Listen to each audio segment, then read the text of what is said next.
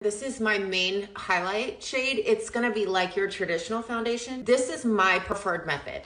I just put this on. Really, I avoid anywhere that I'm gonna put heavy contour. I avoid the perimeter of my face. I drag it onto my neck, and I also avoid the under eyes because I don't want added product there. I like this better because old habits die hard. I'm super used to putting on all over foundation first.